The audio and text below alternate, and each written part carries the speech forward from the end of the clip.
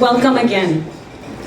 I greet you with Assalamu alaikum, Shalom, Sat Sri Akal, Namaste, and of course, good afternoon. I stand before you today with immense gratitude and honor as I address this gathering.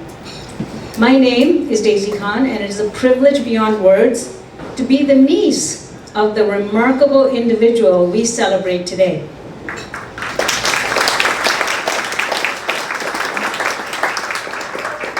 But a little bit personally about myself. As I reflect upon the incredible journey that has led me to this podium, I cannot help but recognize the profound impact that Dr. Faroque Khan had on my life.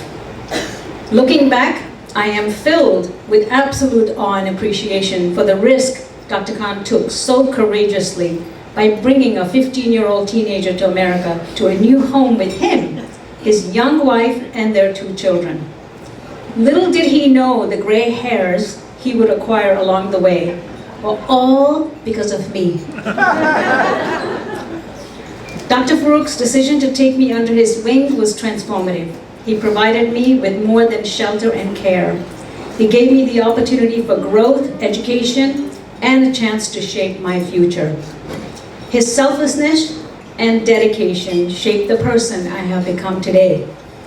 So with immense joy, I welcome his colleagues, friends, family, and community members, many of whom I've had the pleasure of knowing for years.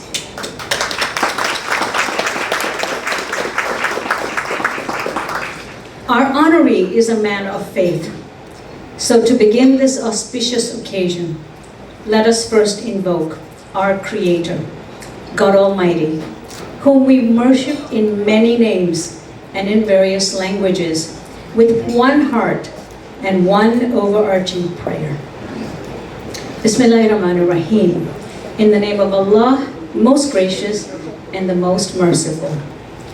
O Allah, the sustainer of all creation, we gather today to recognize the tireless efforts of Dr. Khan, who has selflessly worked in your cause and continues to serve humanity with compassion and sincerity. O Allah, grant your devoted servant good health, because as you, many of you know, Dr. Khan had a little bit of a health issue recently. And protect him from any harm and any adversity. Surround him with righteous people, as he has already been surrounded by so many righteous people. And grant him continued success in all his efforts. Ameen.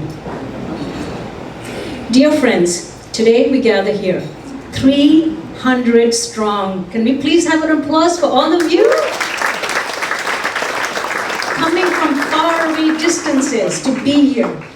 And we have come together to confirm the common ground of all of our beliefs, to assert values that teach us to act in the highest sense of what it means to be human. God commands in the Quran, we have made you into nations and tribes, so you may get to know one another. Today, all these tribes are here, united in celebrating the accomplishments of an individual whose impact knows no bounds. Can we mention all the tribes that are here? I'll go by the oldest. How about a show of Hindus? How many Hindus do we have in the room? Please clap. James. Any Zoroastrians? Yes, we have a Zoroastrian. We have any Buddhists in the room? Yes, we have a Buddhist in the room. I know there are some Jews in the room. Yes? How about some Christians?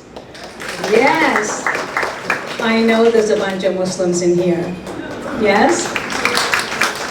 And I know that there are a lot of humans in this room. Can we do a round of applause for all humans? Thank you.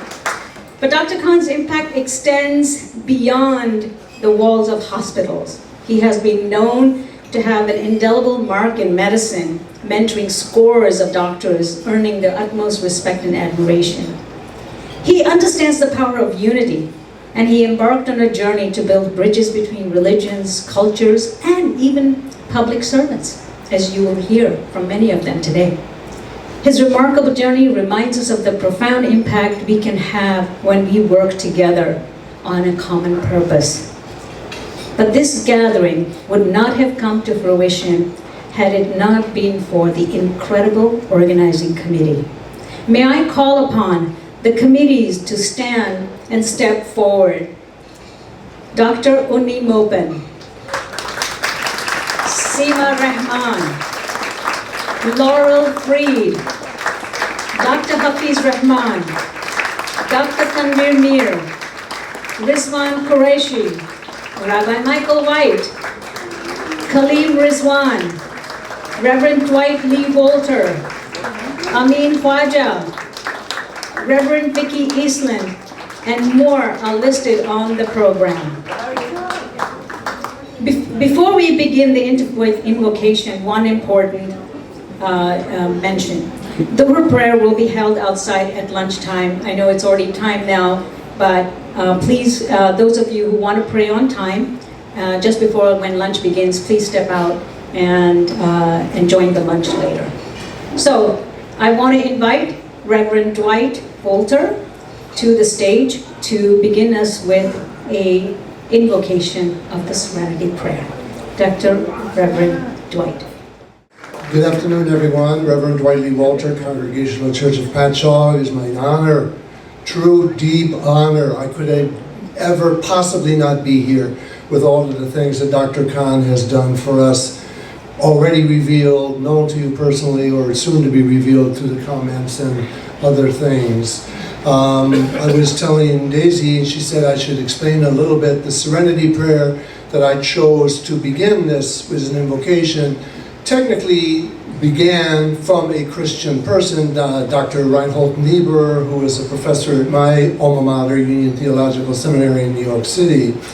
It was a long prayer, and the first couple verses of it were taken from him, and soldiers took it and carried it in their wallets. Alcoholics Anonymous uses it to this day. Women's groups, book study groups, all sorts of people have found a lot of solace and strength in this. And he was told during his lifetime, he's long past now, that people were taking and changing the words and tearing off paragraphs and using just one stanza. And instead he said, I am so honored that they would be that dedicated to me that they want to change the word and put a completely different meaning on it. So it was in that spirit of inclusivity and unity I ask us to recite together the first part of the Serenity Prayer, which is printed in your bulletin program. God of many holy names, grant us the serenity to accept the things we cannot change, courage to change the things we can, and the wisdom to know the difference.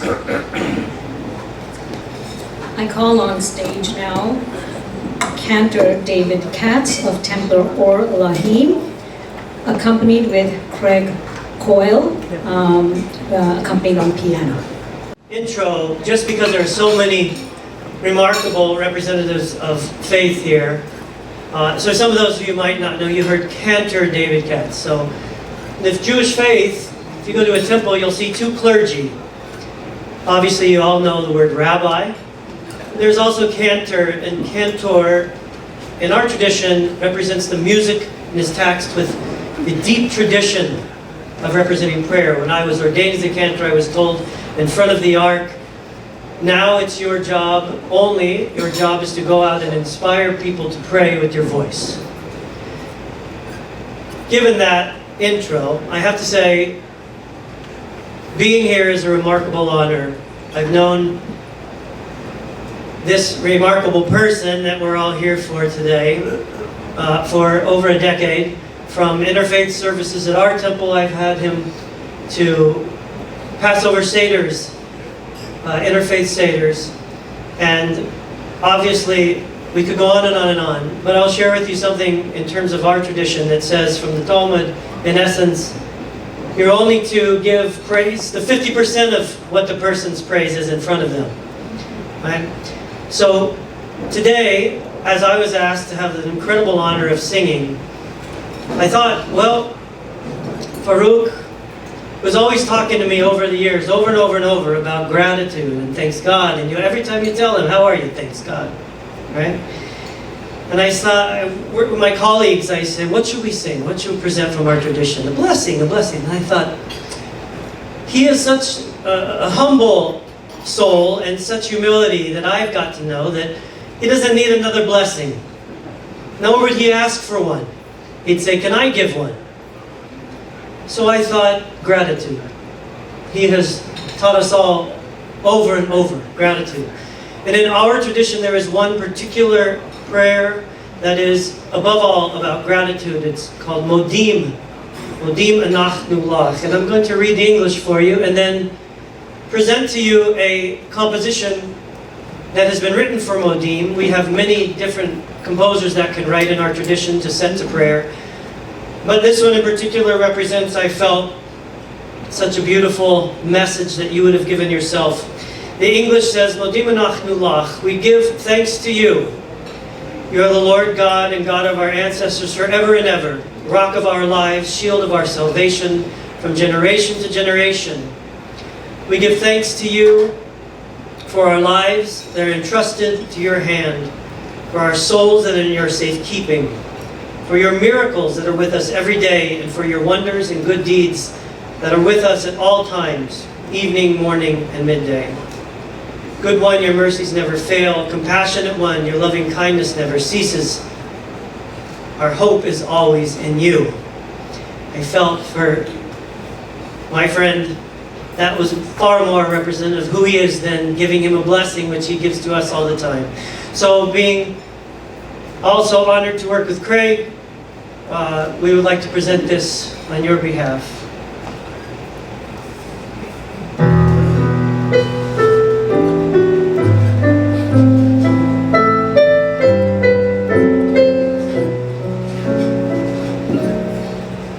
Motim anachnu lach, motim anachnu lach, she'ata hu Adonai Eloheinu, Elohei avoteinu. Motim anachnu lach, motim אנחנו לך, שאתה הוא אדוני אלוהינו, ואלוהי אמותינו, לעולם ועד. צור חיינו, מגן אישנו, אתה הוא לטובתו.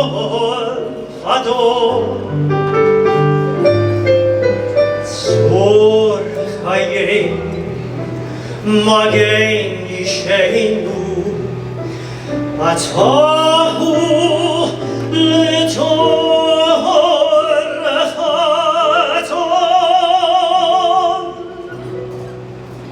מודים אנחנו לך, מודים אנחנו לך, שאתה הוא אדוני אלוהינו, ואלוהי אבותינו. מודים אנחנו לך, מודים אנחנו לך, שאתה הוא אדוני אלוהינו, אלוהי אמותינו, לעולם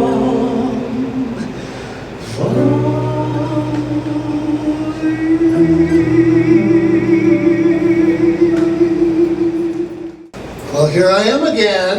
Long time no see.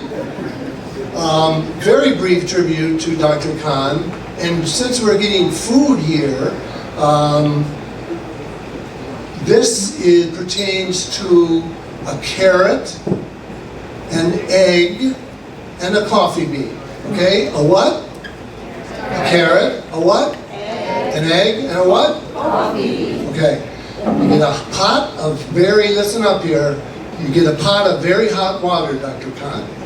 Very hot water, because sometimes people find themselves in hot water. And you put a carrot into it, and it becomes soft. You put an egg into it, and it becomes hard. You put a coffee bean into it, and it changes the environment. Thank you for being a coffee bean to me, Dr. Khan.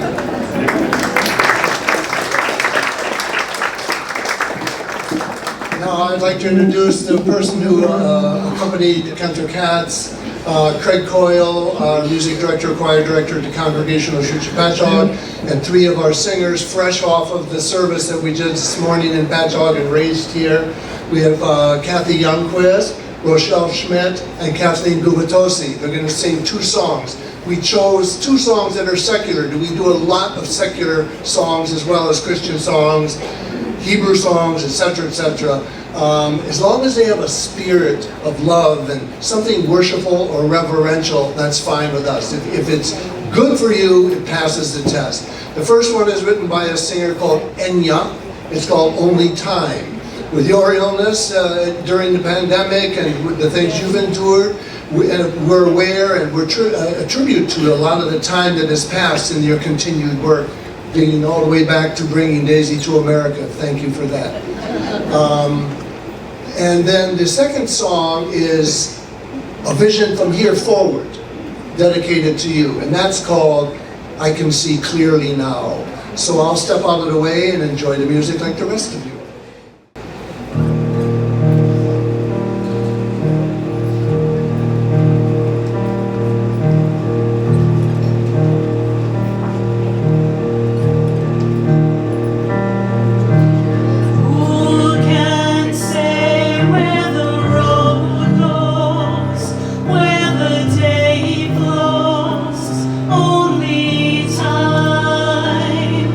And who can say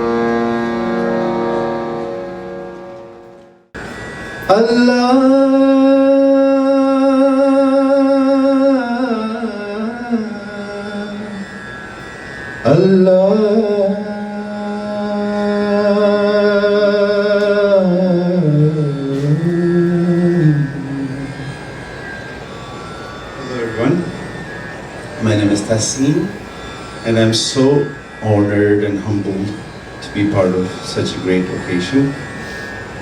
The song that I will be presenting here is in the language Malayalam. How many Malayalis here? Any Malayalis? As you can see, faith and religion, God transcends regions and languages through music. This particular song is written in Malayalam, which is a language of Kerala, the place which is renowned for its communal harmony. It was written by K.H. Khan and set to music by M.K. Arjunan, who's a Hindu, and it was sung original by K.J. Yeshudas, who's a Christian. So with your permission, here's the song in Malayalam. ആയിരം കാതമകലയാണെങ്കിലും മായാതെ മനസ്സിൽ നിൽപ്പൂ ലക്ഷങ്ങളെത്തി നമിക്കും Medina Akshaya ജ്യോതിസിൻ പുണ്യഗേഹം സഫ മാർവാമലയുടെ ചോട്ടിൽ സാഫല്യം നേടി തേടിയെല്ലാം തണലായി തുണയായി Zamzam കിണറിന്നും അണകെട്ടി നിർത്തുന്നു പുണ്യതീർത്ഥം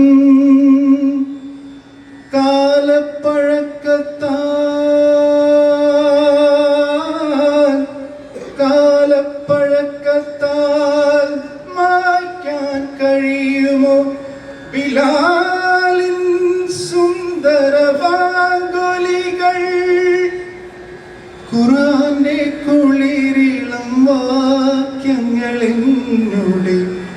കരളിലെ കരകൾ തഴുകിടുന്നു ആയിരം കാതമകലയാണെങ്കിലും മായാതെ മനസ്സിൽ നിൽപ്പൂ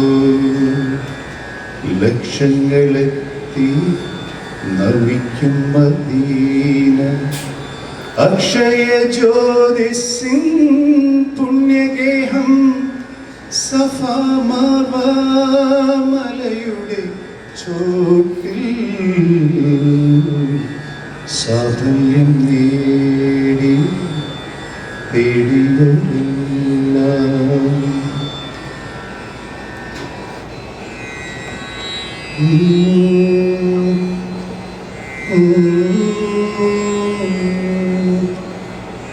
तेरे होते कोई किसी का जान का दुश्मन क्यों हो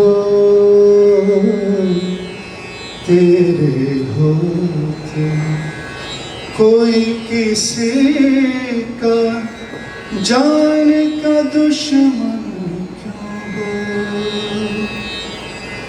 जीने वालों को मरने की आसानी दे मौला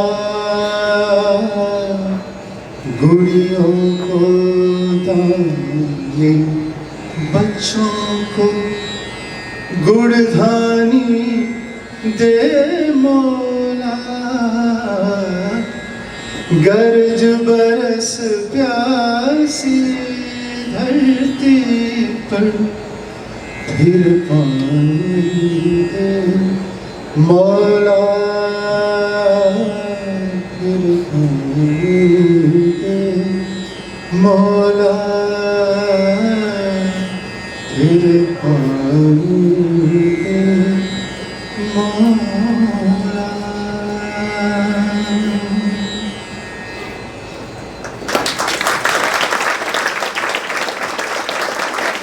Another round of applause for all the artists who came here None of them are getting compensated for the time. They have made time just for us. Thank you so much. It is now lunchtime, and I do want to thank all the sponsors. And on the screen, you will see a collage of Dr. Khan's life photos. So please have a look while you're eating. But let me also mention all the sponsors, because without them, this event wouldn't have been as nice. So on behalf of the planning committee, I do want to thank all the sponsors. Your support made this event really amazing. Dr. Muhammad Al-Sharoof of Imana, thank you. Dr. Amarjeet Singh of Brunswick Hospital, Dr. Riaz Bashir of Thrombolex, Stanley and Marion Charitable Trust, Nargistat Foundation, Domestic Harmony Foundation, Chinar, Dr. Shashi Patel, Sonic Media Solutions, and my organization, WISE. I'll mention also to those who supported this event with the tables of 10, Dr. Abid Khan, my brother, Dr. Tarmir Mir, my relative, Mr. Ibrahim Mamour, Mr. Sal Spiteri, Rabbi Michael White, Dr. Mumtaz Mir, my aunt, Dr. Undi Mobin, Mr. Rizwan Qureshi, Mr. Habib Ahmed, Rima Rasool, also my relative, and Mr. Sajid Shah. Time is tight. We are 10 minutes behind, and we are trying to cram everything in. We will be calling tables 1 to 3. If you could step out and just make your way out there. Oh, lunch is not ready yet. Wonderful. So, those of you who would like to get your prayers done, this would be a great time to step out. Prayers are in the patio. If you want to bring drinks, please head up here. The drinks are being served here. And in 5 minutes, we will make an announcement that lunch is here. Bathrooms are over in this corner. Are there any other announcements? Dr. Khan, thank you. It really is an honor for me to be here today. You know, you have made such an indelible effect.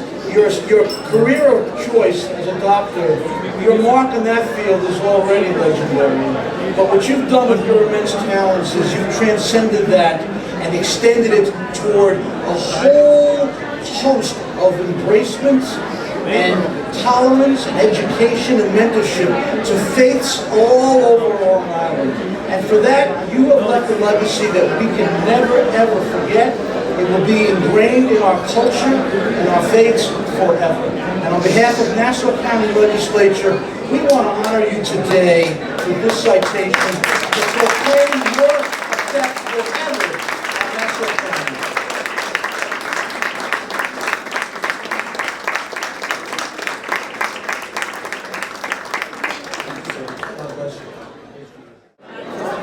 Ladies and gentlemen, my name is Harry Rosa. I represent Town of Oyster Bay Supervisor Joseph Saladino.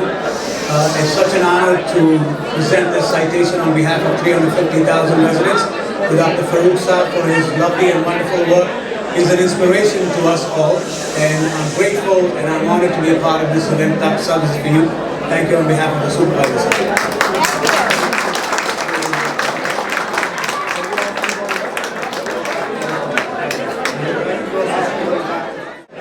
Thank you, everybody. It's a great honor to be here on behalf of the town of North Hempstead.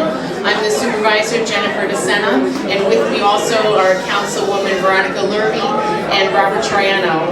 And it's a great privilege to be here to proclaim May 21st a day of honor for Dr. Khan. You've done so much for the community. You've been an inspiration and a leader, and we're so grateful for your service. And we wish you great health and continued service for our community here in Nassau County. Thank you.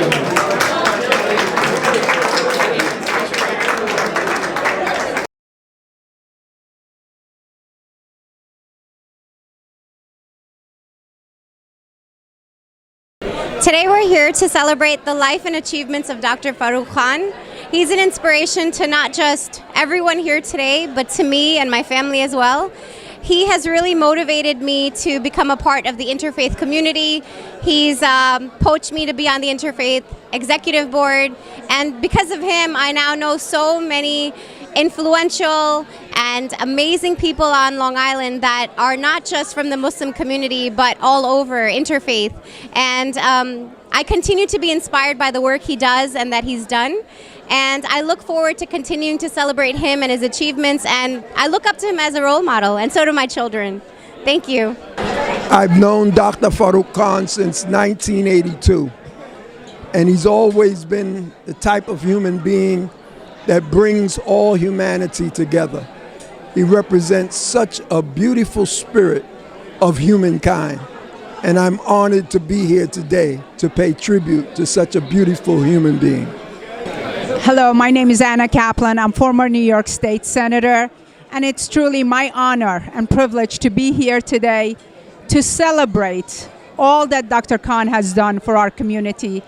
This is a room full of love, 300 of his closest and dearest friends, and I've just been honored to get to know him, to have worked with him for the last decade, for his unending support of unity and bringing people together. God bless you, Dr. Khan, and I know there's many, many more years ahead for you, and your thirst for really bringing the entire community, no matter what the religion, what the background, what the ethnicity, and also what party people belong. But you have had that legacy of bringing everyone together to sit at a table and to work together for the betterment of the community. And for that, we say God bless you and thank you forever. Hello, this is Asma. I'm here. I wanted to say thank you for everything that Dr. Faroque Khan has done. He's gone out of his way for anyone and everyone that has ever met him or even gotten in touch with him, for the community, for any friends and family, and even for people who don't know him. Like when he gets the opportunity, he goes above and beyond, and he does so much for everyone, that he's touched so many lives, and it's an honor and a privilege to be here for the celebration of everything that he has done for everyone. I wish him all the best and send him lots of prayers, and God bless him, and I hope we continue this journey that he's doing. Thank you very much. Today we're honoring Dr. Faroque Khan, a true testament to a man who really believes in uniting people. There are 300 people in the room representing all of world religions, and they have come to honor Dr. Faroque Khan because Dr. Faroque Khan really believes in the verse of the Quran that says, "We have created into nations and tribes so you may get to know one another." He is a true humanitarian, a true peacemaker, walking in the footsteps of Prophet Muhammad, and we applaud him for everything that he has done for this community, for the Muslim community, developing, building a mosque, building an interfaith institute, mentoring future doctors, and then, cultivating relationships with politicians and cultivating relationships with the media. This has had a huge impact on the Muslim community of Long Island, and this is why there's such an outpouring today of 300 people that have come here to honor him. Thank you. My name is Hussein Bakri. I am the current president of Nargizat Memorial Cancer Foundation, of which Dr. Faroque Khan was a founding member and the second president. And we are so fortunate to have him among us, know him, and personally, I feel very obligated to him for being here in this position. I wish him best of luck and God bless. Thank you. Assalamu alaikum, Ammu Farouk and Khalta Arifa. I want to again thank you for everything you did for us. The lessons that me and Nadia learned with you guys is to quietly lead, be generous, be humble, and we saw firsthand how quietly you helped everybody that came through. We did take that example and we ran with it. Alhamdulillah, our life has been rewarding because we did the same thing that we saw you do the first time that we landed in America. So thank you for everything you did for us. Thank you for being who you are, generous, humble, selfless. We know that you went through a lot of hardship in your life because of everything you did for the community, and may Allah reward you. We know that you could have been richer and more affluent by focusing only on your wealth and only on your career, but instead you chose to have a balance where you were successful but you also extended a hand for everybody. May Allah bless you and bless your family, bless your kids and grandkids, and may Allah reward you here in this dunya and the hereafter. Allah says, and in the hadith also, Man ahabbahu Allahu ahabbahu nas. The person who Allah loves, people also love. We all love you, inshallah. Assalamu alaikum.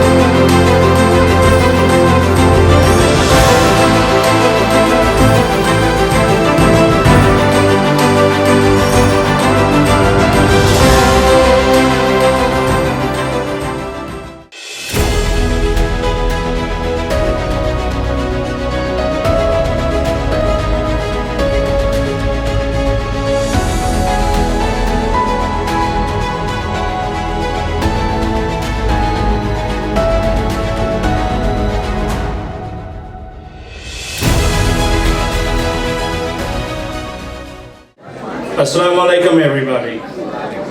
Shalom, Sat Sri Akal, Namaste, good afternoon, peace and blessings be upon you all and your families. My name is Sohail Nabi. I've known Dr. Faroque Khan for over 20 years. When I joined ICLI back in 2003, Dr. Khan was the president, and I started getting to know him. And my first impressions of him were that Dr. Khan was a very cool, calm and collective person with a great sense of humor and an amazing stories to tell all the time. Every time I met him, he had a story to tell about all his experiences. As I got to know him, I realized he's nothing but short of a legend. As you can see from this journal, when it's passed to you, it's up to about 100 pages, but if we had more time, it could have been close to 200 to 300 pages. There was so much information that Dr. Khan has of his career that he's done. His family life, his career, his community service, his philanthropy, all the stuff that he's done is amazing. And alhamdulillah, he deserves all the credit that he is getting today at this beautiful event. You will notice a lot of achievements, countlessly ranging from his very successful career in medicine, mentoring his students and colleagues, families, and all his family's achievements, as you can see from his sons, his nephews, and all the others that have achieved. And his community service of Long Island and beyond, and the building of bridges that he has created over the years, especially with working with Rabbi Davidson for creating Amjid, and all the other organizations came later, now especially with Interfaith Institute that started about 5 years ago. His leadership style is a perfect blend of empathy, respect and decisiveness, making him a natural motivator for those around him. I would say one of his biggest achievements was creating our Muslim Neighbors TV program with Telecare as part of God Squad of the late Monsieur Thomas Hartman and Rabbi Mark Gelman. Under his guidance and leadership, the Muslim community received unprecedented awareness, growth and success. His ability to inspire and rally people around a common goal has led to significant accomplishments for our community in Long Island and New York. One key thing that I learned whilst working on this journal, I must give credit to one of our students who helped me with this journal, Tanya Das. She unfortunately isn't here today. but she helped put it together as well with me, is that Dr. Faroque Khan actually exemplifies the teachings of our faith, the guidance of the Quran, and the teachings of our Prophet Muhammad Sallallahu Alaihi Wasallam. The way he has successfully balanced his family life, his work life and achievements, as well as his relentless work, community work on interfaith dialogue. All I can say is that whatever initiative that Dr. Khan has been involved in, whether it's professional, community or volunteer, his leadership, participation has brought different dimension to the success of all those initiatives. I am grateful for his leadership, his dedication, vision for the community of Long Island. He definitely has left an undeniable mark on the lives of so many, including myself, and has shown us what it truly means to be a visionary, a motivator, and a leader. Wishing Dr. Faroque Khan and his family many years of success and well-being. Thank you very much. So in the journal, I think everybody has the journal. Please let us know if you don't have the journal. Everyone has the journal. And this is a keepsake, so you will really enjoy reading it. But I want to bring your attention to 10 things that you may not know about Dr. Khan. You know, every honoree has to be roasted a little bit. So, 10 things you do not know about Dr. Khan. Number 1, he was the first medical student who practiced injections on his nieces and nephews. We were his guinea pigs and I was the first one. Number 2, well, he had the distinction of being the first doctor in Kashmir to use surgical instrument to circumcise, previously done by barbers in his locality, of course. Number 3, first Kashmiri to marry for love instead of an arranged marriage. Yay! Number 4, the first batch of Kashmiri medical college doctors to land in JFK, not on Ellis Island. Number 5, my favorite, first doctor I know who refuses to own a luxury car. Would rather choose a Toyota than a Lamborghini. I don't even think he knows what a Lamborghini is. Probably thinks it's a reptile. Number 6, first American Muslim to be master and regent of ACP. That's a big honor. Number 7, first Kashmiri Muslim to build an American mosque whose bylaws, and you know somebody crafted these bylaws, allowed women to be in a leadership position, and this is why ICLI had a president for a woman. Number 8, first American Muslim to spearhead a truly interfaith institute. All of this work that we're doing today is under the banner of that institute. Number 9, first Muslim in Long Island to develop a media outreach program. He understood the importance of media shaping perception. And lastly, number 10, among the first Muslims to understand the importance of engaging with their representatives. So, I call on our favorite former congressman. I want to introduce another celebrity that is here today. Farouk's granddaughter, Lena, just graduated from Georgetown yesterday. Let's give her a round of applause.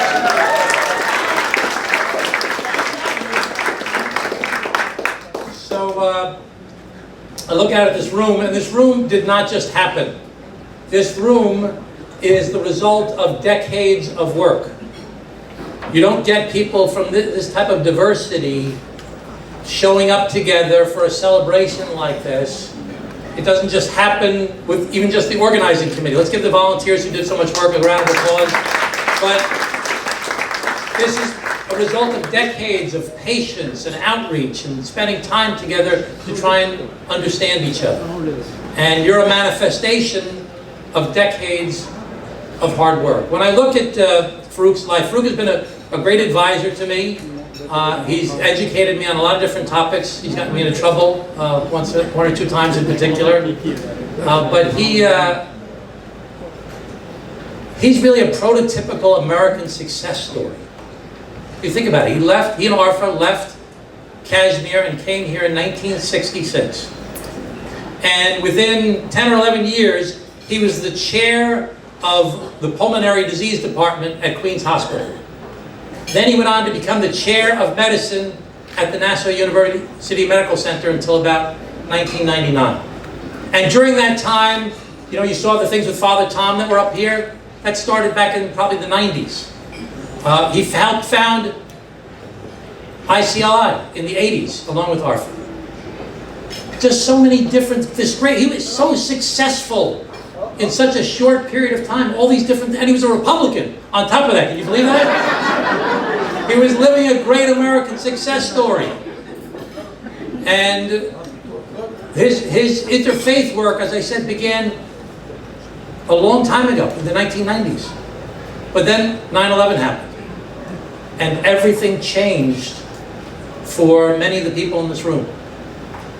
And it was only because he had started working a decade before that, building these relationships, that he had the credible voice to reach out to others to say, hey, listen, you can't allow, as you just saw in this video, our religion to be hijacked.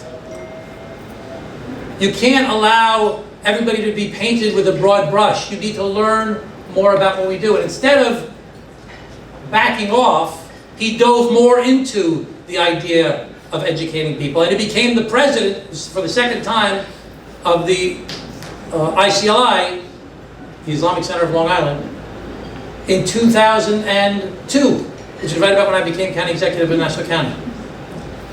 And he continued for years and years and years to build that outreach, such that we are all here today. And that continuation of that work as the young Kashmiri American achieving great success in America and coming to love, never forgetting his native land, but coming to love his adopted country, continued after 9/11. And he embraced the American ideas of equality and democracy even more, and promoted the idea of tolerance even more, such that we are here to celebrate him today. He didn't want to be celebrated. We talked about this a year ago, that he should be honored. And he says, I don't think I should be honored. It's not appropriate for a member of the board to be honored. And I sent an email to the group and I said, Faroque Khan is not a dictator. He doesn't get to decide whether he's going to be honored or not. And so he's being honored today, despite the fact that, as everybody's talked about his great humility, despite the fact that he didn't want to be honored for his work. But I'm so glad that we are honoring him today. Are you glad that we're honoring Faroque Khan today?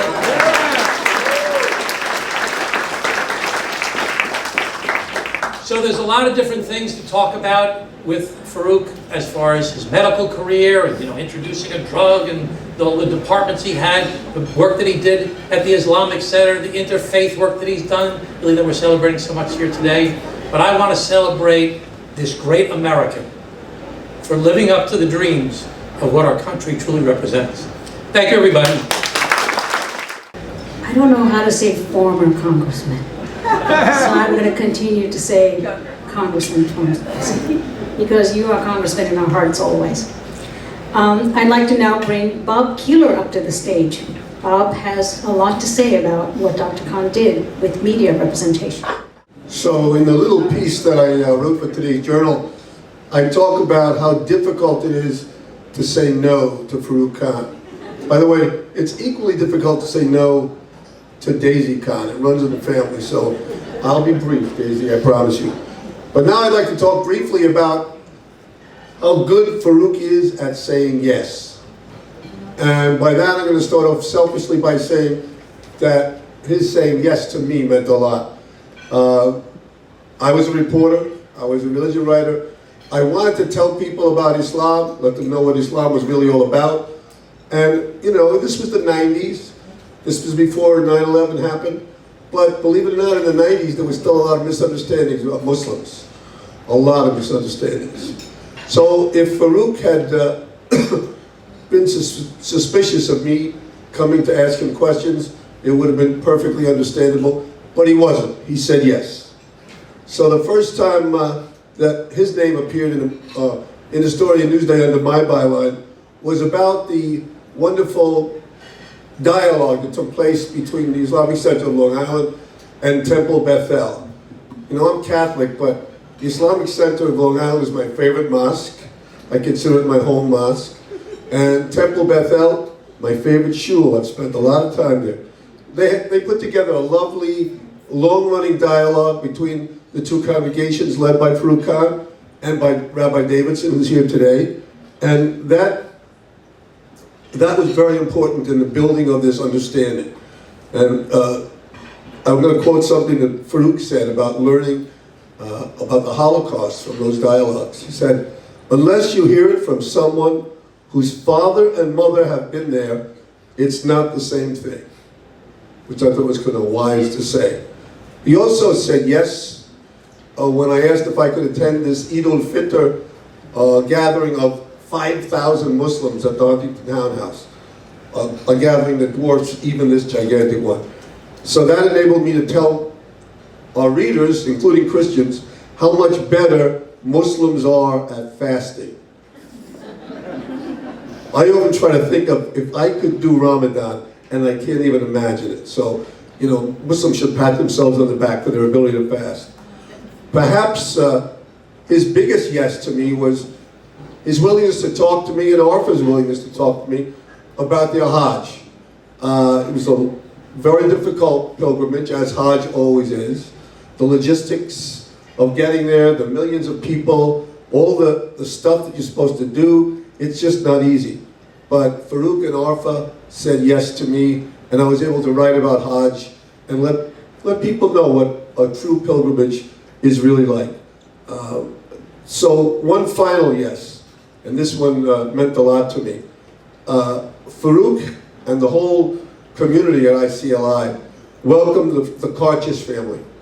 Now, they were victims of this horrible bloodshed and death camp situation that took place in the former Bosnia-Herzegovina.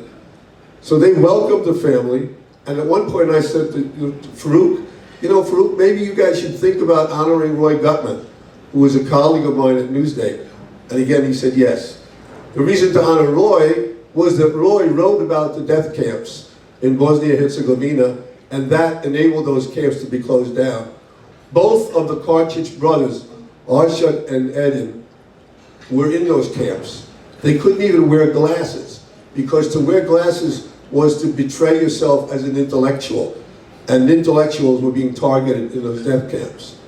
So after they had survived the ordeal, Faroque offered Arshad Karchić a research position, and he lived for 5 months with Faroque and Arfa. And I'm going to quote from what Arshad said in the story. "They were angels, really the best people I ever met." So now, I hope you'll all join me in saying one word to Faroque and Arfa, and that word is yes! Yes! Yes! Can I please bring up to stage Anna Kaplan? But while Anna is coming here, let us take a moment to reflect on the significance of receiving not just 1, 2, or 3 citations, but 5 astounding citations. I mean, who gets 5 citations in the same get-go? Please. And in this day of cynicism and doubt, it is truly awe-inspiring to witness somebody who has managed to capture the attention and respect of so many elected officials. And with that, I turn over to Anna Kaplan, who is known to us, also a board member of Interfaith Institute, along with Tom Swazi. So see the wisdom of all of these people coming together. Thank you. Salaam alaikum. Shalom. Salam from my native country, Iran. And namaste. I am truly honored and privileged to be standing here with you, all of you, friends and family of our wonderful honoree, Dr. Khan. I have to say, as an immigrant just like him, seeing him being recognized today, I think is really very meaningful. To to see an immigrant coming from another country and call this country home, a country that opened its arms to him and people like me, and gave us a home, and gave us opportunities to work and recognize our American dream. Only in America. I stand here before you as a former New York State Senator, as a former councilwoman. And I have to say, one of the best things about being an elected is the fact that you get to meet so many different people in this diverse community we call home. Diverse Long Island. I look around and I see, Dr. Khan, 300 of wonderful people from different backgrounds, different religions, different ethnicity, and yes, different parties as well. And honestly, it's Dr. Khan, and it's a tribute to him. He's built relationships with everyone who's wanted to work with him. About him wanting to show and teaching all of us that our diversity is our strength, and that we can all coexist together and work together, break bread together, and appreciate each other. We all pray to the same God, no matter how we pray. And that he's always taught us, understanding each other and learning from each other will help us to grow not only as human beings, but also as a community. I want to thank you for your friendship, Dr. Khan, for always welcoming me. I met you through ICLI, but I've been at your home for different meetings. Thank you for all the work that you've done. Thank you for your continued work. Your work is even more important right now, where we are going through some very difficult times in this country. But I hope that we all can understand we're all in this together, and we all have to work together. And that we could have him always be an example for all of us. Thank you, and God bless you.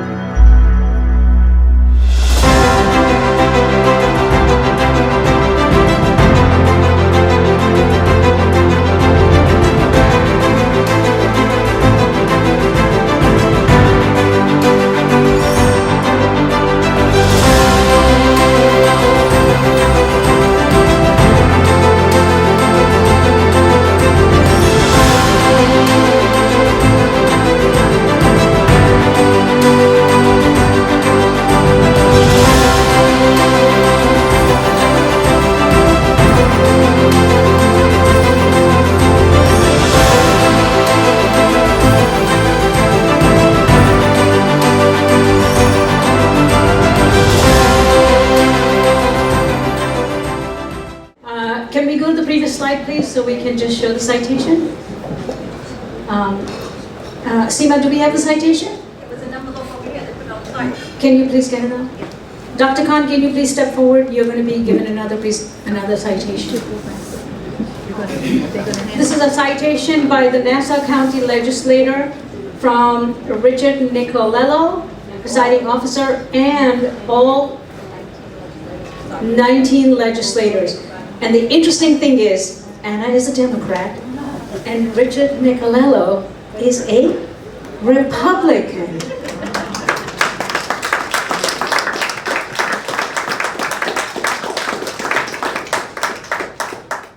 Now we come to the segment where you will be hearing personal testimonials from people. I would like to bring Dr. Sunil Mehra, who's also, he will tell you a little bit about what he's going to say, but he's also the president of the Lions Club, Dr. Sunil Mehra. Today we gather here to honor a truly exceptional physician and a mentor, Dr. Faroque Khan, who had a profound impact on the lives and careers of many trainees, including me, over the years. I am honored to recall my own experiences with him and to share some insights into the kind of person and physician he is. Dr. Khan was my program director at Queen's Hospital Center, part of Albert Einstein, 1982 to 84. He trained at least 4 fellows every year for almost 2 decades. Later, as a chairman of medicine at NASA University Medical Center, he continued with a guiding force for many of us. But what truly sets him apart is his gift for teaching and mentorship. He knows the art of medicine and he has a unique ability to train his trainees to become better clinicians and above all better human beings. And his guidance and example have molded many of us to be better physicians with a strong focus on compassion and empathy. During my fellowship, he got me involved with Nargis Foundation, a philanthropic organization that provided medical equipment, led on to become a president of Indian Association of Long Island, American Association of Physicians of Indian Origin, and now as Indo-American Lions Club. During this time and later, he also invited us to his home during our fellowship training and treated us as his siblings, which was a heartwarming experience for young guys like us, lived in Flushing 1-bedroom apartments, coming to this beautiful home in Muttontown. This introduced us to his loving wife and family and how he genuinely cared about his trainees beyond their professional development. He continued to stay in touch with us as a guiding force and guiding us our future endeavors. I am now proud to call him my friend, my older brother, and a peer. I think one of the most important thing I want to remember that he also had a strong focus on research and the current treatments. And he encouraged us to pursue these areas with dedication and enthusiasm.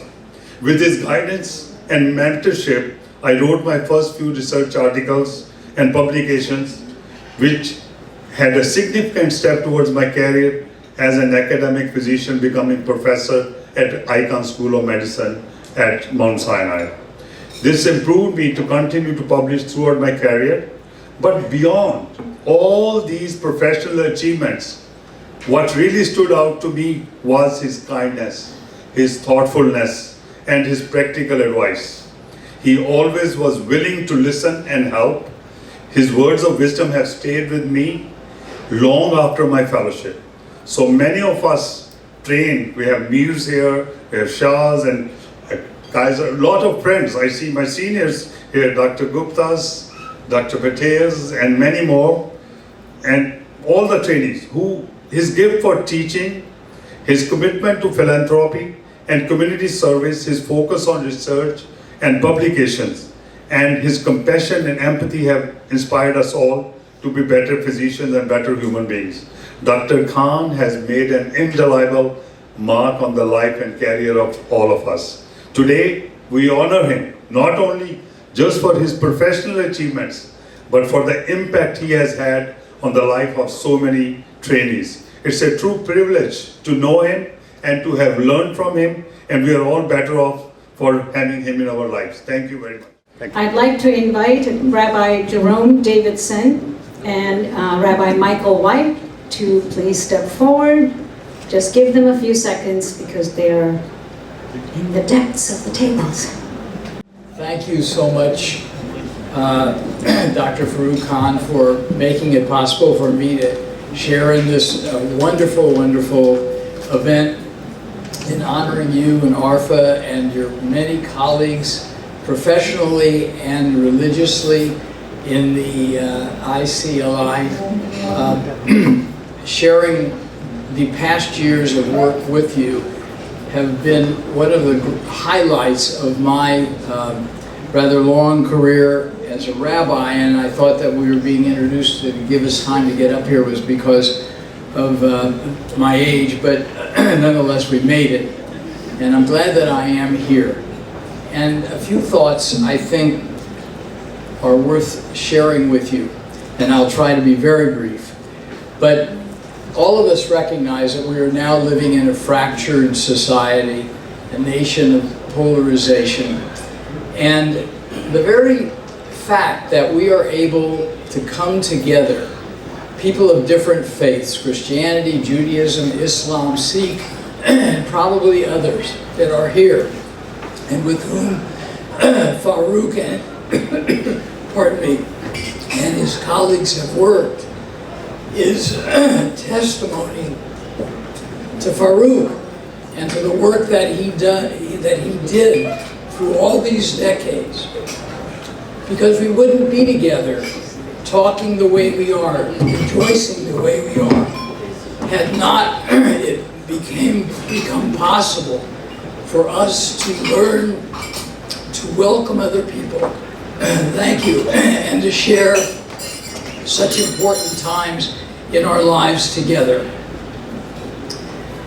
In the 1990s, as has been mentioned, when this interreligious work began with Faroque and others, the country was already beginning to separate itself, to balkanize itself, as it were.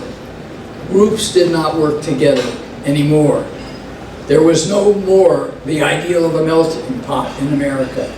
And in addition to that, as the book that was published in the mid-50s said, religion in America was far more than Catholic, Protestant, and Jew. It also involved a growing community of American Muslims, people who were finding a place here, who'd come from difficult times and places. And it became apparent to me, because I was doing work with the Reform movement as the chairman of interreligious activity of a commission, that we ought to be reaching out. There were professional Islamic leaders and professional Jewish leaders who knew each other and met together and would occasionally speak at each other's gatherings, but the people didn't know each other. And certainly there was a sense of lack of trust of the other. And it became important not just for the authorities to talk, but for the people to come together and to become friends. And so we sought out a community from Great Neck to some other place on Long Island, but who could find a group of Muslims? We were so ignorant, we didn't even know that there were communities of Muslims on the island until the word did come around about the Islamic Center. And Bobby Rosenzweig, a lay leader in my congregation, whom I'm very sorry to say passed away about 2 weeks ago, but she's here, I know, in the spirit of this group, put out some phone calls and discovered Faroque Khan, his existence and his institution. And when we asked, would he come, it was that yes that we heard about a few moments ago. Would he come and talk to us? He and Ghazi Khan, one of his colleagues here, came. We had a meeting.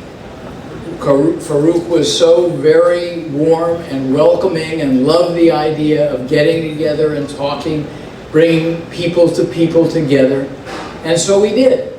And the American Muslims and Jews in Dialogue, AMJI, became into being. And we met for months in different people's homes, and then for years it went on. Things were personal. We talked about our lives, about our understanding of our faith. And then, while we had always kept the tensions in the Middle East out of the picture, they came into the picture with the Intifada in the year 2000.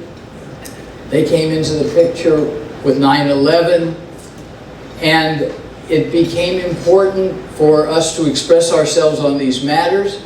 Angers were flaring in some of our meetings, but always, thank God, we were able, and I remember it once at Mrs. Rosenzweig's house, where after the yelling stopped, and Faroque, of course, brought peace to the discussion, we had coffee, we shook hands, and we said, we'll continue it next time.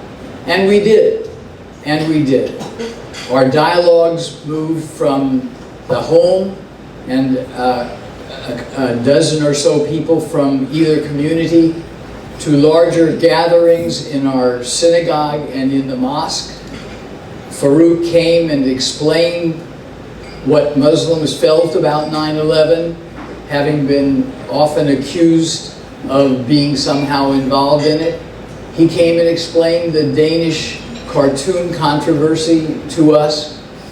We brought people from the temple to the mosque to talk about the difficulties that Jews had to go through to become acclimated to American life and to preserve their religious identity. And the Islamic community, which was a generation behind in that kind of adaptation, was very grateful to it. But most of the Jewish community, when all of this started, were untrusting. And I suspect in the Islamic community there was that lack of willingness to really collaborate. But because of Faroque Khan, and because of the decency and the intelligence and the warmth and the vision that he brought to the discussions and to the meetings that took place in synagogue and mosque, we were able to grow, we were able to prosper as a group, and Faroque was willing to go to large gatherings of Jews and speak to them from his heart, and as a result, they listened and cared a great deal about what he was having to say, what he was saying. And they went off to form in their own communities the kind of dialogue groups or meeting groups with Islamic communities that were nearby. And I can say now that throughout the country, I'm sure that in almost every city where the population allows it, because there are enough Jews and Muslims to do so, there has been contact and there has been a meaningful program developed. And that is simply an outgrowth of the seeds that Faroque planted for all of us and for our country. He and some of you have come to the Hebrew Union College, the training ground for rabbinic students of the Reform branch of Judaism, to help us teach about Islam. And our rabbinic students now have the opportunity of studying the Quran, believe it or not. And they now know, going forth into their communities, that the Quran teaches what the Torah teaches, what the New Testament teaches, and that will bring together the kind of community that all of us really trust will take place in the future. Whenever there was a tragic outburst of violence, the Islamic community, if it took place in a synagogue, would rush to show solidarity and love. And the same was true with the Jewish community and with the Christian community. And this has grown this sense of belonging to each other, the sense of speaking out when there were those who came to defile the name of one of our religions, that there was a sense of binding together against the trouble that others were suffering. And I really believe with all my heart that Faroque Khan somehow was able, with all of the virtues that were spoken about him, all of his wonderful qualities, his dignity, his intellect, and his devotion to faith, really made a difference, not only in Great Neck and in Westbury, but all over Long Island, all over New York, and all over our country. And these rabbinic students who met him and Dr. Chandri and the Ahmeds and learned from them, they are now rabbis in different communities, and they are bringing this lesson and the meaning of your celebration to life. And I know we'll continue to do so. Farouk's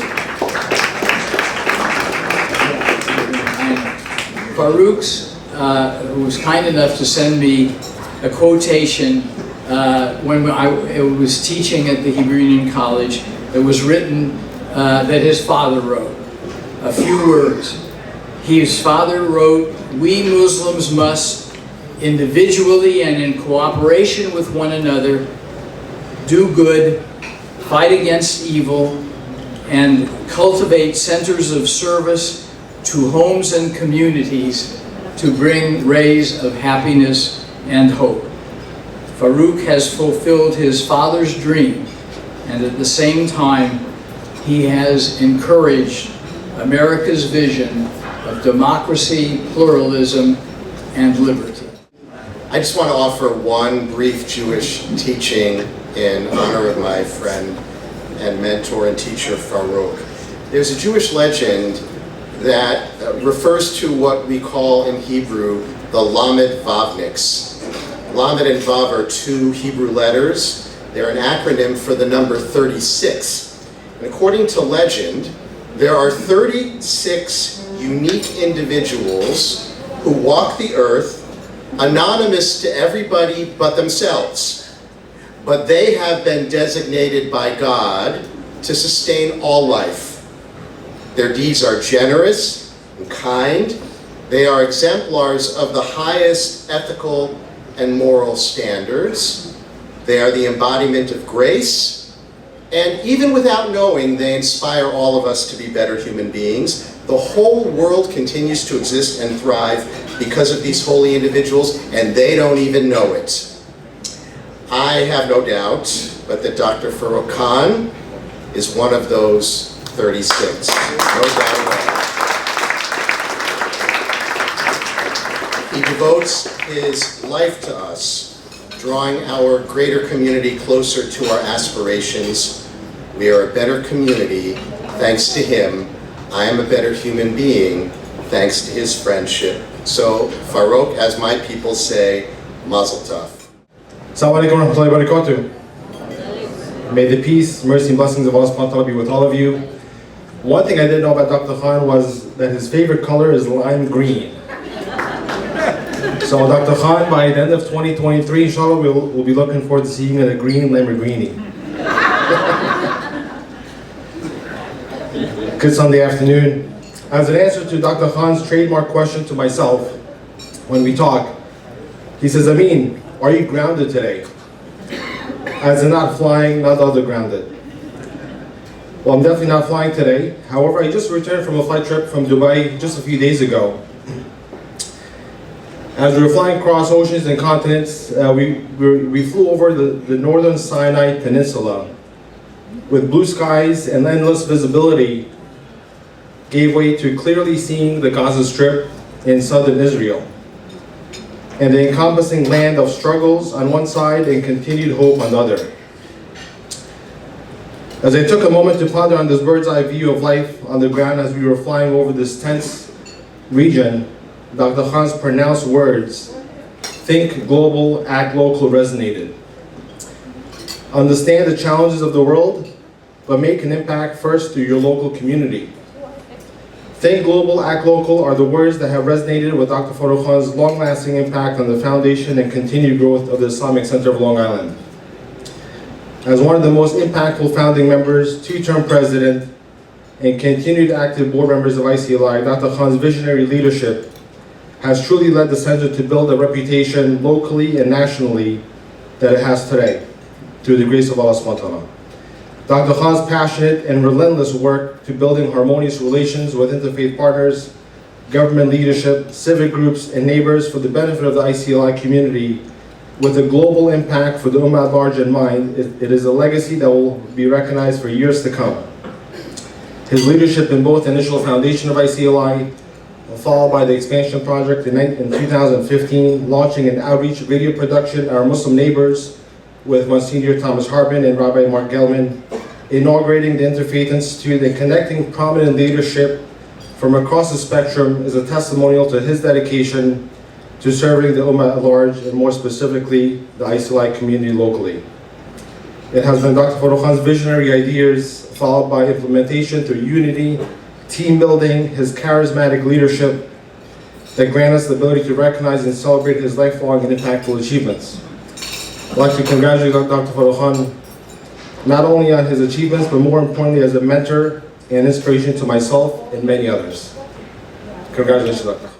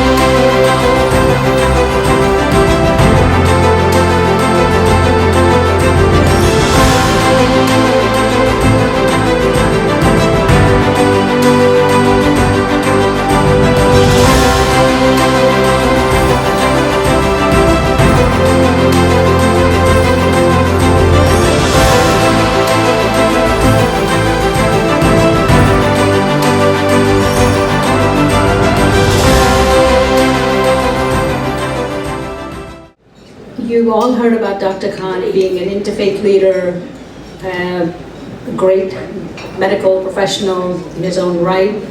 But today we'd like to just play a video of a completely different perspective. So I'd like to draw attention to Dr. Khurshid Guru. I'm Khurshid Guru, and I'm standing at the Future Kashmir Museum at Niagara Falls. I have known Dr. Khan since I came to this country. My start in this country was because of him. And like a lot of us here, he was an inspiration and an amazing role model as a scientist and also as a man with a vision for the future. Lubna and I started our collection of Kashmiri artifacts and archives 20 years back, with our dream that one day there will be a Kashmir museum which we will share with our people. This was a mammoth project. The first person I called was Dr. Faroque Khan. And guess what he said? What he said to everybody else is, let's do it. So he and the Khan family became the first pivots to kind of make this happen. They just heard a project on a piece of paper and they signed up. I'm grateful to Farouk Saab, Rafiq Saab, Mumtaz Baji, and Nazir Saab, and all the Khan family. But we all know that the inspiration behind a lot of this is Dr. Faroque Khan. Farouk Saab has been a true leader, an amazing scientist, a scholar, an amazing academician, and we have all learned and been inspired by him. So I'm thankful for Farouk Saab for being in our lives and being such an inspiration. This museum would not be what it is without him, his support, Dr. Arifat Khan's support, and the Khan family. I'm standing here, what will be the future, the Sarah and Ghulam Hassan Khan Pavilion. And we will welcome you here soon. Thank you. I was just informed by one of our board members that there are many, many doctors in the room who have accomplished quite a bit in their lives. So I can't name all of you, but there is one gentleman who has absolute seniority here. His name is Dr. Kanti Rai. Can you just point out where Dr. Kanti Rai is? Okay, Dr. Kantira is holding up his hand. He is an eminent hematologist, researcher, and famous for Faroque classification of leukemia. He is in the room, and he's come all the way to honor Dr. Khan. So I'm just thank you for your work.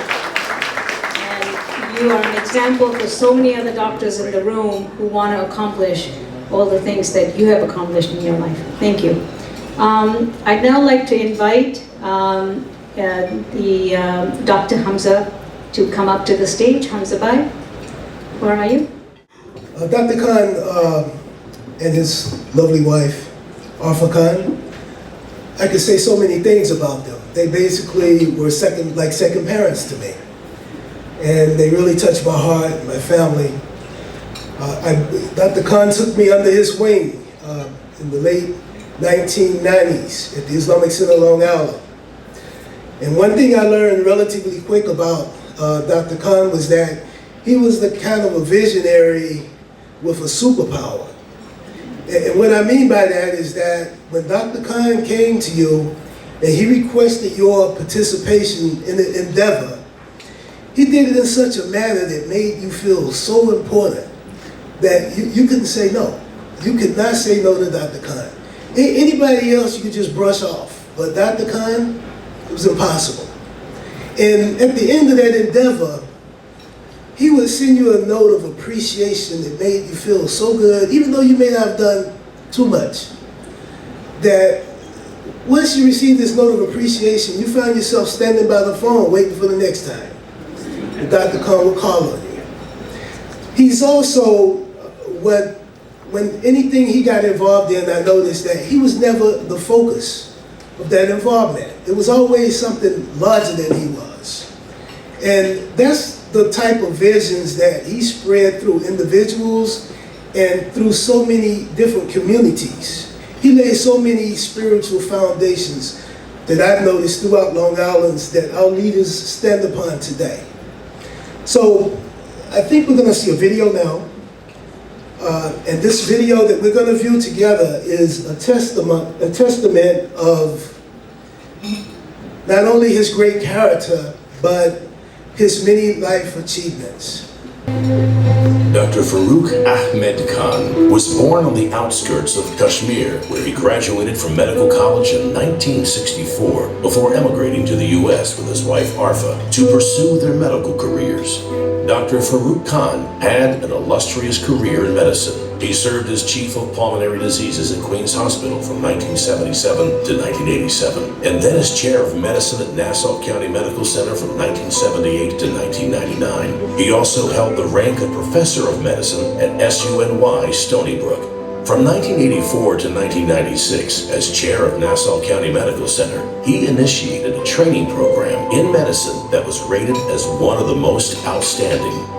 With NCMC being the only medicine teaching program from New York City with the highest number of winners in the annual ACP research competition. The 350 plus internists and pulmonologists, alumni of NCMC, continue to provide outstanding service locally and globally. Dr. Khan was also a prolific researcher, leading a team that introduced ciprofloxacin for lung infections in the US in the mid-1980s. He was the first Muslim to be awarded a mastership in ACP and was elected to serve as regent of the American College of Physicians. From 2005 to 2011, Dr. Khan served as a consultant at King Fahd Medical City in Riyadh, where he established its first research center and developed a working relationship between KFMC and NIH in the USA. He facilitated the training of over 100 nursing students from Kashmir at KFMC. In addition to his medical career, Dr. Khan is considered a pioneer in community development. As the founding member of the Islamic Center of Long Island, he established the mosque in 1984, where he served as president twice and as board chair. Under his leadership, he initiated management initiatives such as strategic retreats and witnessed ICLI evolve into a nationally recognized center. He launched interfaith outreach programs, American Muslims and Jews in Dialogue in 1992, Media Outreach, Our Muslim Neighbors on Catholic Telecare program post 9/11.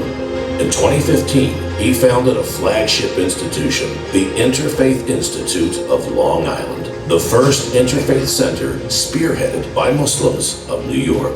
Dr. Khan actively engaged with non-profit organizations, serving as a two-term president of Imana, as president of Nargis Dutt Memorial Foundation, member of Majlis Shura of ISNA, and served as the executive board of the NAACP Westbury chapter. Dr. Khan embodies the qualities of a humble servant leader, having received recognition through awards and accolades. Alongside his wife Arfa, he actively participated in community and charitable initiatives. Dr. Khan is grateful for his family, including 2 children, Shireen, Arif, and his wife Seema, and his 2 grandchildren, Hassan and Lena, as well as a large extended family. Congratulations to Dr. Faroque Ahmed Khan for a lifetime of service and achievement. We have been looking forward to this moment for a long time. First of all, I want to thank all my committee members. They have done an extremely difficult job in such short period of time. I didn't do much. I was only in charge of the weather. And imagine from switching the weather from yesterday and today to the correct way. Imagine if it was Saturday's weather was today. Oh, that was the last thing, it was difficult. Anyway, I also want to thank the manager and the owner of Cotillion for doing such a wonderful job and cooperating.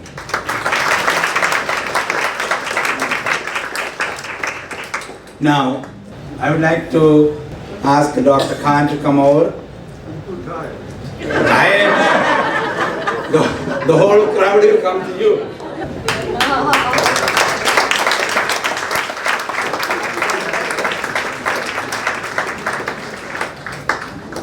Dr. Khan, this award is from the heart of everybody in the community in Long Island and beyond.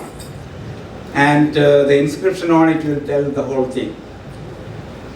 It is presented on May 21st, 2023 to Dr. Faroque Ahmed Khan in appreciation of mentoring, shaping and inspiring excellence in medical professionals. That's all his training portion. And pioneering Muslim institutions, advancing the understanding of Islam and fostering interfaith relations. Congratulations.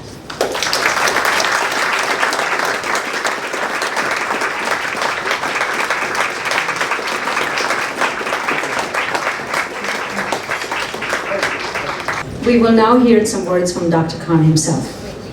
As these presentations were going on, I was looking right and left. Who are they talking about? What can I say? It's a very memorable day for me, for the family. And I just want to reflect on what this means.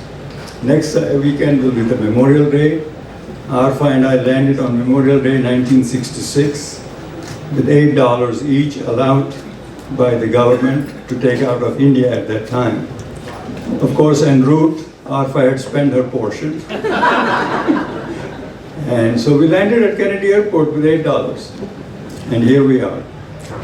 Another very important Memorial Day came 29 years later, when our expanded family took the plane to Chicago and welcomed Seema. Would you stand up, please? As Arif's wife, and we've been blessed with 2 grandchildren. You heard about Lena, who graduated from Georgetown yesterday, and Hassan, who graduated from NYU a year or 2 years ago. What I was hoping that we would take from this gathering is that this shouldn't be an isolated event. As I look around the table, you heard about Kanti Raya. I can name so many folks who have done outstanding work, whether it's in medicine, whether it's in community work, whether it's in ethics. And I think we should take upon ourselves to recognize these individuals in a manner where they get recorded for what they have accomplished, and then others will benefit from that. They will take that as an example of what can be accomplished. Congressman has left, but when he and I used to have interactions in his office, he would often challenge me. He said, you know, Faroque, all I see about Muslims is on television. They're either chopping heads or killing people or building down buildings. What have you done in this country? And so I took that up as a challenge, and we published just a couple last year with the help of Sohail this booklet, 100 Notable Muslim Americans. And what it describes is the diverse accomplishments in all fields, whether it's television, whether it's arts, whether it's science, of some of the Muslims who have made a big mark. I'll just mention two of you. Anybody here without a cell phone? Without a cell phone? Nobody. Do you know who developed the algorithm for the cell phones?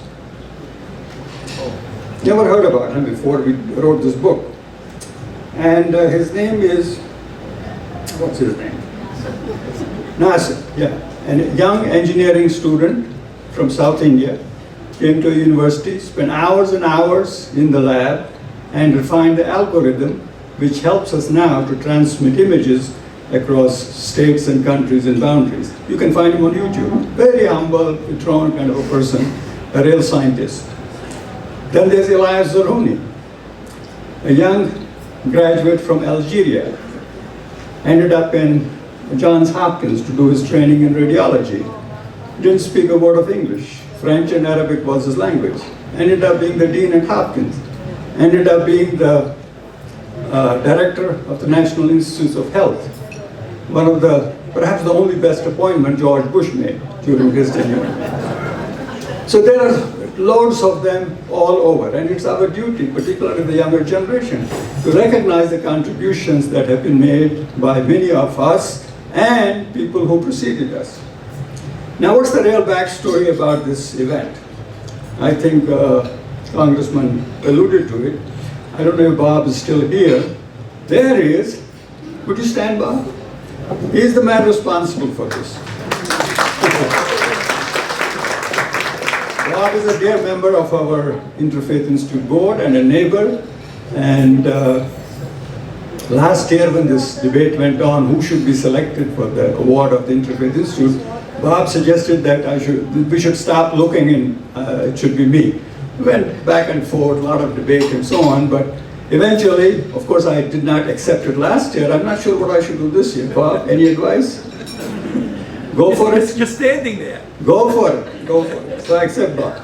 We are blessed with the board of directors of the Interfaith Institute who bring in so much talent, and I could go on and on about that. Now, a little bit about my own backstory. What I've learned here is that talent is universal, but opportunities are not. I've just mentioned two names, one who invented the algorithm for the cell phones, and the other one who ended up director of NIH. If they had not come here, a land of opportunity, and put in their effort, they would not have made it. And that's the story of many of us sitting in this room. Opportunities are plentiful and we're grateful. Now my remaining time will be spent on the two letters, airmail letters, not the email letters, airmail letters, one phone call and one visit, which transformed my life. What am I talking about? The real story about my life started 100 years ago. When my late father, Ghulam Azam Khan, who came from a very modest background, business background, he decided he was going to study. That was the first in the family to study. And guess what? He ended up at Harvard. And he got his engineering and came back, and his example was something we had to live by. We are 7 of us. I'm the youngest sibling. I'm blessed to be the 7th because by the time I arrived, my parents had learned what works, what doesn't work. And my sister who was here, Mumtaz, and we were pretty much left alone. And we both prospered. We both ended up doing very well. So if Dad had not done what he did, get educated, we wouldn't be here today. And I get frequently called to schools and campuses in Long Island and elsewhere to talk about education, role models, and I use this example. Push, persevere, get educated, and all kinds of doors will open. What else happened in Kashmir before we came here? We went to school, I went to an Irish school, and did reasonably well, and was looking forward to getting educated somewhere outside Kashmir to see the rest of the world. And guess what? A new medical school popped up out of nowhere. And I landed in that new medical school in the first batch. And I'm so delighted that several of my classmates from that batch are here. And we graduated, we got quality education at minimal cost.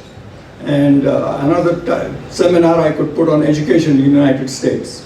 The tuition fees are ridiculous. For going to college and affording a quality education.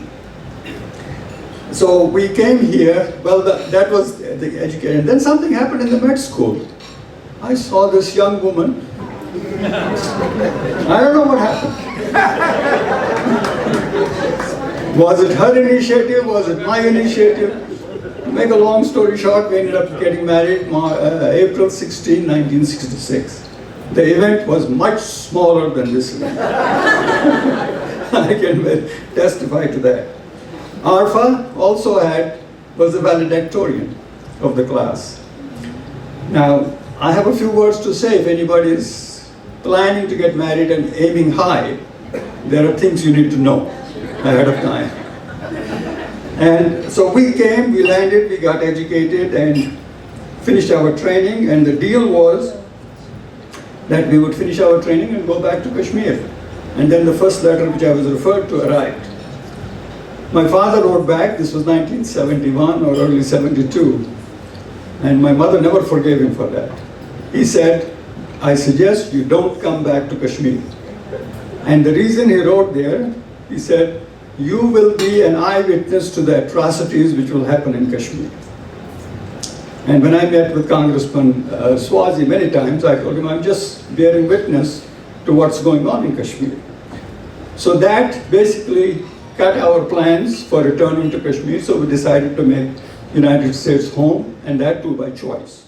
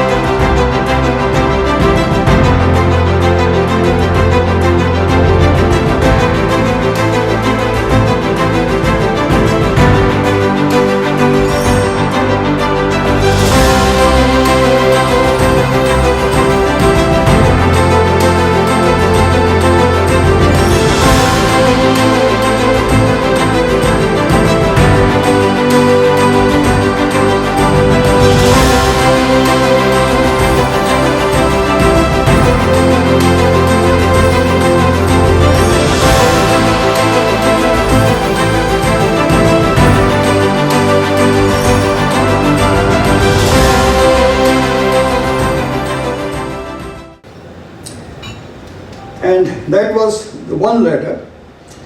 The second, basically, we settled, we got good professional positions at LIJ, at Queens Hospital Center. We had close friends, family, young family growing up. ICLI came around, and so we were busy, we had busy lives. And then in my professional career, I had three major responsibilities. One was at Queens Hospital Center. Is Shashi still here? Shashi Patel? There he is. My mentor, Nathan Serif, had an argument with the administration. He was the chief of the service, and he just left. And I was called by the CEO. He said, you want this job? I said, all right. I took the job without knowing what was in it. It was Shashi, one person, fellow, myself. Most of the other people had left. But In the ensuing years, a few years later, Sunil Mehra arrived, and we were blessed to have some great trainees, and we built a very reputable program in Queens Hospital Center dealing with lung diseases. And the second position I had was at Nassau County Medical Center. And it was a surprise that I got the job, because I was the only applicant among the 29 who had applied for that position, and all the others were local graduates, and at that time the atmosphere was not very friendly towards people who were trained outside. Anyway, we took over a department which was, what shall we call it, an intensive care unit, breathing on ventilators, life support. The training program, the house staff they had less than 50% pass rate. The attendings were here and there, private practice, hospital practice. It was a mishmash. And the 10, 12 years I spent there, when 1999, my tenure there was over, we had almost 100% board pass rate. And you saw that news clip. It was ranked as among the top programs for training of internal medicine. We had research programs, we had attending staff who wouldn't want to leave. I encouraged them, but they wouldn't want to leave. So that was second. So the point of this is that always aim for leaving a place better than you find it. Always shoot for that. And also I learned very quickly that people will listen if what you ask them to do, you are willing to do yourself. Whether it's a tough ward assignment or whether it's something which is not very pleasant to do, if you do it yourself, they will get the message. And then, June 2005, we get a call at home from Saudi Arabia Embassy that we'd like you to come and visit the ailing king. I said, what are you talking about? Summer, June, Saudi Arabia. And those of you who know history perhaps have learned that if things don't go well with kings, with medically, what happens to the physicians? That's an old medieval. But anyway, the young lady I was talking to earlier pushed me. Said, how many people get to treat a king? Get on the plane and go. So I went there and spent a week, and during that time, I guess they liked what they saw, and I was recruited to be a consultant for a 1,000-bed mega King Fahd medical city. Where I had gone for a year, I ended up staying 6 years. And we established their research center, their bylaws, and all kinds of stuff. And in the journal, those of you who have an interest in it, you can read that stuff. Now locally, my goal, and Bob mentioned that, was this prevalence of these new people coming into the community. Who are they? What do they really believe? Do they believe in Jesus? Do they believe in other prophets? All these questions were popping. So as an institution, I helped encourage the Islamic Center to get engaged with the neighboring community. And we had some great times with our neighbors, Colonel Dixon, Rudy Clark, and others. And as a result, we got linked up with the NAACP, and I'm delighted some of them are here today. And of course, we established the Amjid, which Rabbi Davidson talked about, our Muslim neighbors, and then the Interfaith Institute. Now, what was the second letter I mentioned earlier? It was a letter I had generated from Queens General Hospital. Things were going smooth, and we were kind of, day to day, nothing exciting happening. So basically, I wrote a letter to 200 pharmaceuticals in the United States. Says, this is what we have to offer. If you're willing, we are willing to work as your research outfit. And of course, only two organizations responded. One of them was Miles, and that led to our studies in ciprofloxacin, the first fluoroquinolone introduced in North America. They contracted us for 20 patients, and we ended up doing about 500 over several years. Each patient generated about $2,000. And you can multiply, that's $1 million. It helped lift the department budget, and it helped recruit and support a whole bunch of folks, some of them are sitting in the audience, as research assistants who later on developed their professional careers. So that was the second letter which changed my trajectory. Because if you have the money financially, it's very hard for the administrators to say no. And then one day I got a visit I mentioned 2 letters, my dad's letter, the Punalon letter, and then a visit from the late Dr. Eleanor Wallace. She was the governor of the American College of Physicians, New York chapter. She came to my office and basically said that, Farouk, you are a chair of medicine, you are an international graduate, I get lots of complaints that things are not going well in New York, could you do something? And then she added, I have no budget,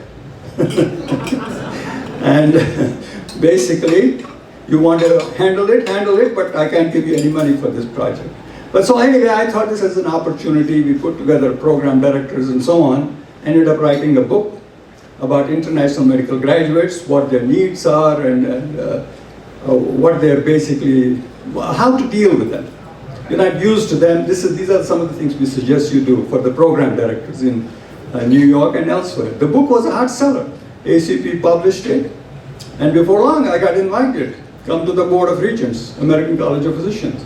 A group of 24 people sitting on the 9th floor of this very imposing building in Philadelphia, setting the policy for the American College of Physicians. And one of the great joys I had was expanding their vision, basically, in getting beyond the borders of the United States and encouraging people. And after you saw some pictures, and I would go out as a representative of the American College of Physicians, and this was a great, great experience for me professionally, and it helped a lot of people around the globe.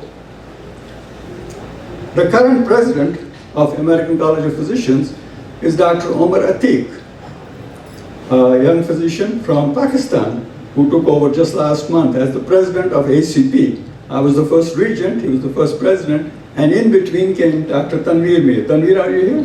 Yeah. Tanveer also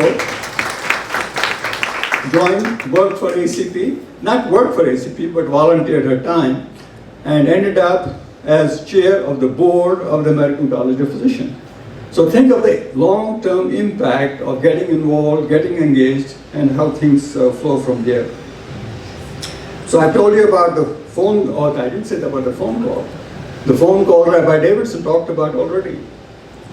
They called this Islamic Center, and we went, Brother Ghazi, and I'm pleased that Brother Ghazi's wife Tanya is here, and we established the American Muslims and Jews in Dialogue, which you heard about, and in the journal we have written quite a bit about it. All this would not have been possible, in my view, without the support of the family, both at home as well as in the larger community. And currently, as some of you have heard, I'm going through some health issues which have been managed, and the support from the family has been incredible, incredible. And so without that extended support, we would not have been able to accomplish a whole lot of things. Finally, in our tradition, Prophet Muhammad left us some advice. He said, basically, when you leave this world, there are 3 things that will help you. And achievement dinner was not one of them. Achievement luncheon doesn't count. What counts is what you leave behind is charity. Have you established something which will help generations of people who will come after you? Second, and we have a family foundation, you'll read about it in the magazine. We have been able to help in small scale, and recently we have talked amongst the family. We're going to expand it and make it reach larger. It's called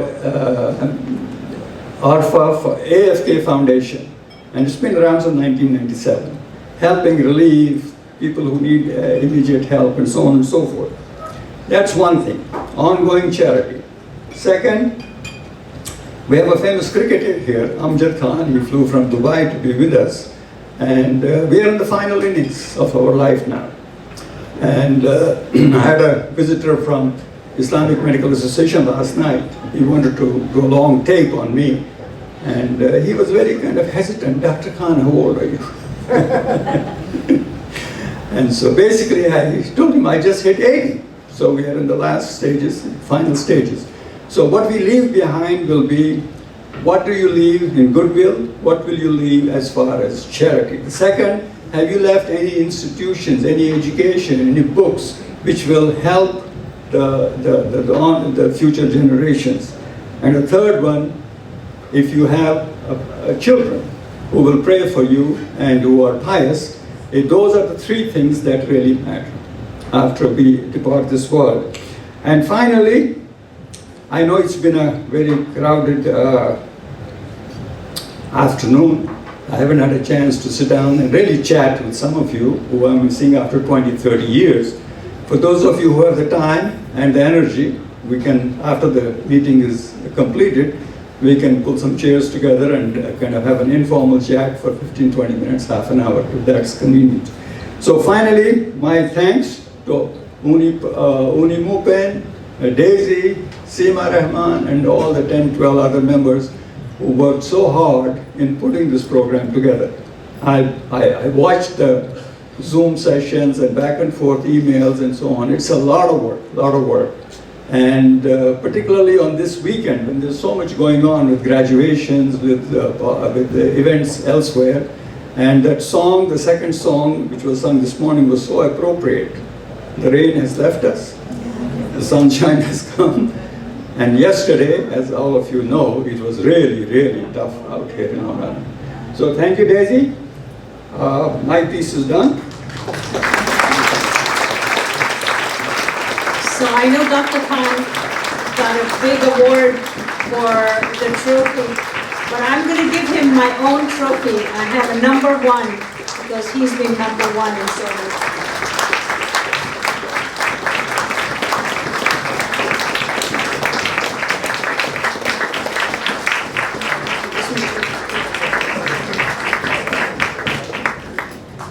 As we celebrate Dr. Khan's achievements, Dr. Khan, you're leaving, you don't need to leave. It is only fitting that we take a moment to acknowledge the person who has been an unwavering pillar of support throughout his life. Our own accomplishments, talents, and passions have not gone unnoticed. We celebrated her 50th retirement party and it was amazing. She is the rock, his confidant, and her belief in his abilities have propelled him forward, even during very difficult times, and there have been difficult times. Together, they have forged a partnership built on love, trust, and shared aspirations, which is a reminder to all of us that there is indeed always a greater woman behind a great man. They are a living example of how greatness is not achieved alone, but through the partnership of 2 individuals committed to each other's success. Please join me in welcoming this accomplished wife to the stage to celebrate this remarkable couple.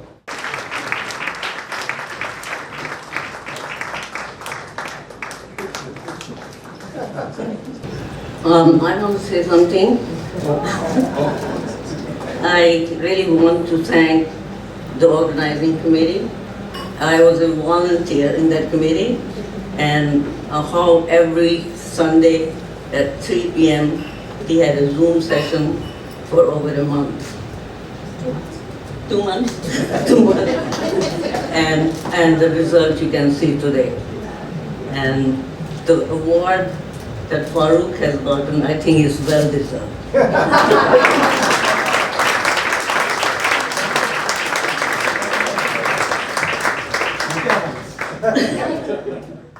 We are almost ending. If you could just wait for a few more minutes. There are just a couple of mentions. I would like to end this with another blessing. May God bless this community that has been touched by this man's work. May this gathering inspire us to follow in Dr. Khan's footsteps, and may his teachings and actions continue to inspire and bring goodness to the world. I would like to mention our photographer, who is a volunteer, Mr. Abdul Basir Qazi. He paid for his own tickets, and yet he is our photographer. I'd like to thank the audio visual, which has been flawless, and the beautiful video that you saw of Dr. Khan, of Frame Logic. Saad, take a listen. Thank you so much. And thanks to the cotillion for accommodating all of our needs, and all the volunteers whose names I have not mentioned, I apologize, but thank you all for coming. And there are a few people that want to say a few words to Dr. Khan, and because we have a few seconds, can I please ask Mr. Sal Spiteri? Mr. Sal Spiteri, would you like to come up and say something? Sal? Sal? Sal Spiteri.